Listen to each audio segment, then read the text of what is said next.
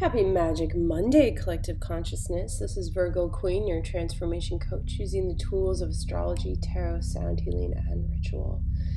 As you know, this is the weekly cosmic forecast for November 26th to December 2nd, 2018. Yes, we're almost in December. We're almost finishing this calendar year. And now is the time, my dears. And I have to say, that full moon in Gemini rocked our worlds.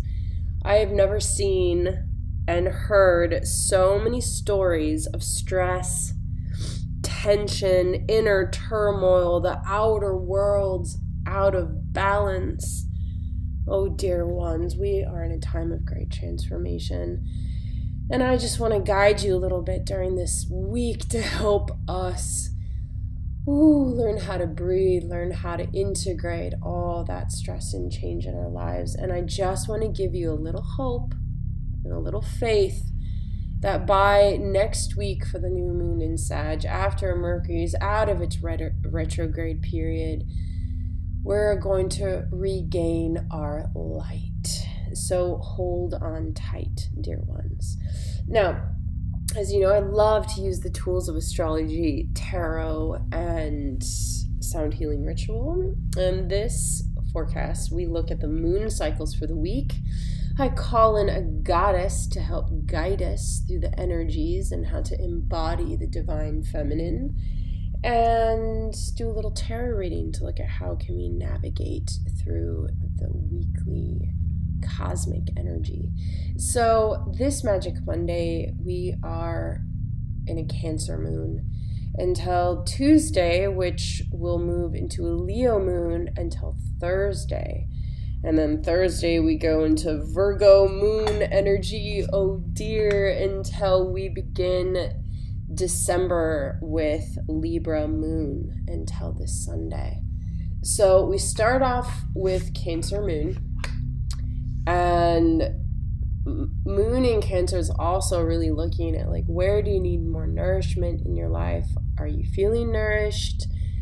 And also it looks at kind of like our karmic patternings. Cancer holds our karmic DNA because our karmic DNA is often found in our emotional bodies, these beliefs that keep us in this certain mind frame and these certain beliefs. And so a lot of Cancer kind of brings up what it is we've been holding on to. And often we can create arguments or we can go into a release of our emotions. So there may be crying on Magical Monday, which is very much needed. And again, I also want to say emotions can look like anger, pain, and fear. And these are all just needing to be expressed. And often the best way to express them is releasing them through some sort of creative art form. Because the rest of the week, Tuesday, Wednesday, Thursday, the middle of the week is all in Leo energy. So yes, whatever you felt that was stuck on Monday needs to be expressed during the next couple days through the Leo moon. Leo moon is connected to our sun energy. It gives us life and meaning and purpose. And yeah, we just really want to share our desires, share our light with the world in the next couple days. So really focus with your creative life force energy during the middle of the week. Yeah, apply it to your work, to apply it to your relationships, but also take time to nurture your creative force energy. Now, I just want to say, I work with creative people. I work with creative energy. Often, I really like to distinct that there is the self, there's the soul, there's all these other things, but then there's also the creative self. I feel that we live life through archetypes. This is why I use the tools of astrology. But the creative self is a different you. It's a different aspect of you. It's a different, they dress different, they speak different. They're a different part of who you are. So when, we have these creative blocks or we have these different ways of communicating And we're like, oh, sometimes I feel as if I'm totally turned on in creative juices, and then I feel like I'm not. This is because you're in the different selves, if that makes sense to all those who are listening. If you want to know more, please let me know. Send me a message, email, or on my Instagram, DM me. Love to talk about creative life force energy and how you can empower your creative life every day. Now, okay, here we go. Thursday afternoon, we move into Virgo moon until about late Saturday morning. Virgo moon, it's Earth. It wants to get practical. It wants to take the right steps on to move forward. Now, Virgo is also very self-critical, critical of others, and so we need to be really careful with the judgments that we have about ourselves and how we project them out onto others. So this is just a really important thing to understand, that, you know, after working with creative self, then we can go into this shame of what has been created. Maybe it's not perfect, or maybe we're in that process of trying to perfect what we have created. And often perfection is in our undoing, because what if it was exactly the way it needed to be, because the creative self developed it. So Virgo moon really wants to, what was created, really wants to make it practical, wants to make it purposeful and on task. Now, by the weekend, it'll be about socializing, being with friends, being with loved ones, being in relationship. Libra is ruled by Venus, so it's time to love each other. Excuse me, I am still healing from my winter cold. So that's why I have a super sexy cold voice right now. Now I wanted to dive a little bit into the tarot reading for the week. As you know, I love Mother Peace Tarot. And if you haven't seen them, they are round tarot cards, and they were developed back in the 70s by Vicky Noble and her partner. And it's basically like the beginning of this profound feminist movement of how to reincorporate the oracle into our this new generation. And so I grew up with these cards, and this is why I use them. So this week, the overall energy is reverse 4 of Cups, and this shows that there needs to be an opening of our emotions that we need to share, we need to release, we need to get back into the world. 4 is always about trying to create boundaries and discernments, but because it's reversed, it's showing that we need to open up. We need to kind of come out from hiding emotionally and share our gifts to the world in order for us to feel more abundant and emotionally rich. Now, the conflict is 9 of Swords. 9 of Swords is a very, it's a card that shows that there's a lot of like negative energy flying around.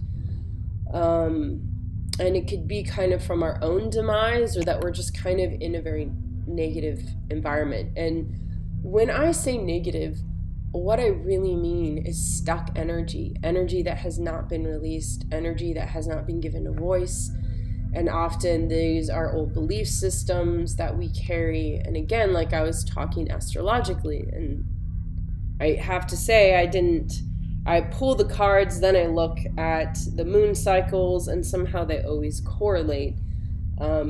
So it's always just a beautiful dance between what astrology and tarot is revealing to us, and that's why I like to use both of them, because this is what I think this Virgo moon kind of is towards the end of the week, is just kind of looking and self-criticizing and kind of feeling maybe there's like a lot of self-doubt.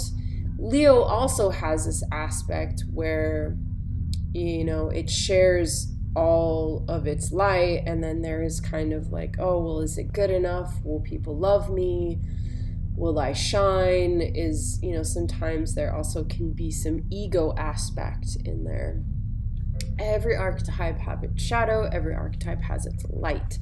And when we look at shadow, we're just looking at the things unresolved, unexplained, just not released. And so this is what we're wanting to try and find, that the negative energy, and again, the stuck energy, that's keeping us from expressing our truth. Now, by the end of the week, we're going to have Son of Discs, which is all about that young masculine energy saying yes, having the confidence for this new work, for this new life, for this new creative project that we're bringing in. And just, you probably even may want to work during the weekend because you're just so excited to get it accomplished.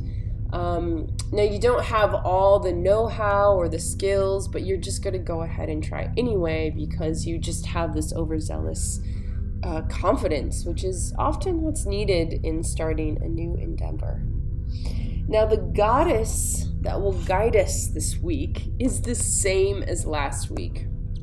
Now, again, I shuffle the cards, I bring in the intention for collective consciousness, and boom, here she is once again to remind us of purification, the goddess of Coventina. And again, I've never pulled her. Like last week was the first time I ever pulled this goddess, and now here she comes again. And again, from the sound of my own voice and body, it is more time for purification. So it is a time for cleansing, detoxification of your body and mind. And this is also something about Virgo moon. They really want to be in alignment with their mind and body, because Virgo is ruled by Mercury. Mercury is the god that is the messenger, or is the messenger of the gods. So, he goes out and talks to all the cosmic beings, the galactic beings, and then brings the messages down to Earth, to our physical body. So whatever is going on energetically or in your mental body, it's going to come down into your physical body. So often Virgos have a lot of problems with their digestion because they process everything, all that thinking, all that information in their stomachs. So if you're a Virgo or have the strong Virgo aspects, that's where you hold your stress and needs to do your biggest amount of detoxification. Now, there's a lot going on this week. We're again in this final stage of Mercury in retrograde, and we're really faced in overcoming old obstacles, things that, God, it feels like we've been cycling over and over and over again. And here's this final completion, this final saying yes or no to something. And I wanted to pull a magical unicorn to help guide you every day towards remembering your magic. It's really important that we remember our magic during this time.